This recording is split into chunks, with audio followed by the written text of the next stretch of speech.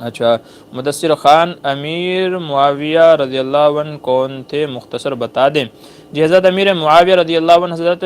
جو ہے ابو سفیان کے صاحبزادے ہیں،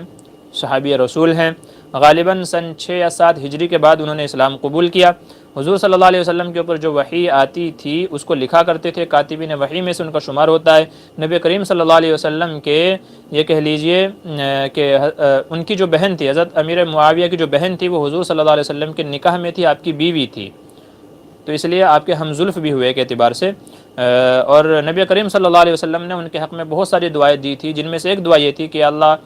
ہدایت کو ادھر ہی کر دے جدھر امیر معاویہ ہوں، جس طرف امیر معاویہ ہوں تو ہدایت بھی، نیک راستہ، سیدھا راستہ بھی ادھر ہی کر دے۔ تو اس طرح کی بہت ساری دعائیں ہیں ان کے حق میں۔ تو بہرحال صحابی رسول ہیں، اہل سنت والجماعت کا عقیدہ ہے کہ ان کے اوپر الزام تراشی کرنا جو کرے گا اس کے ایمان کا خطرہ ہے، ان کو گالی دینا، سب شتم کرنا، یہ تمام چیزیں ناجائز اور حرام ہیں۔ وہ بخشائے ہیں، اللہ تبارک و تعالیٰ نے تمام صحابہ کے تعلق سے فرمایا کہ اللہ نے ان سب کو معاف فرما دیا، لہٰذا امیر معاویہ کے اوپر کسی طرح کا کوئی شب و شتم کرنا یہ ناجائز ہے، جائز نہیں ہے۔ اور امیر معاویہ جو ہیں یہ یزید کے والد ہیں، یزید کے والد ہیں، اور یزید کو نشانہ بناتے ہوئے لوگ ان کو نشانہ بناتے ہیں، جو کہ بالکل غلط ہے۔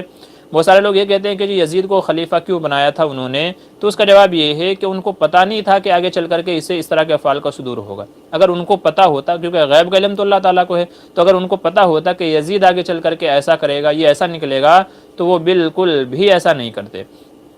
اور یزید کو جو انہوں نے خلیفہ بنایا اس کی وجہ یہ ہے کہ اگر آپ صحیح معنوں میں سیرت اٹھا کر کے دیکھیں گے، تاریخی کتابیں اٹھا کر کے دیکھیں گے کہ یزید کا پہلے کا کردار بہت بہتر رہا ہے، یہاں تک کہ حضرت حسین رضی اللہ عنہ نے، حضرت حسین جن کی شہادت کا الزام یزید پر لگایا جاتا ہے، حضرت حسین رضی اللہ عنہ نے اور اس جیسے دیگر بڑے بڑے صحابہ نے یزید کی امارت میں جنگیں لڑی ہیں، یعنی سپہ سالار یزید تھا اور صحابہ رضی اللہ عنہم نے یزید کی سپہ سالاری میں اس کے نگراں، اس کے انڈر میں رہ کر کے کئی سارے جنگیں کی ہیں۔ تو حضرت امیر معاویہ کو اس کے اوپر بھروسہ تھا، اس کے اندر صلاحیت تھی، قابلیت تھی ملک کو لے کر کے چلنے کی، تو اس وجہ سے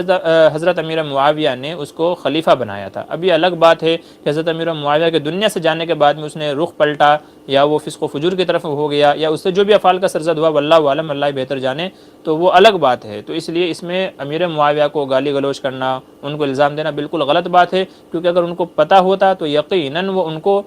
خلیفہ نہیں بناتے تھے۔ بہرحال یہ تھے امیر معاویہ کا مختصر تذکرہ۔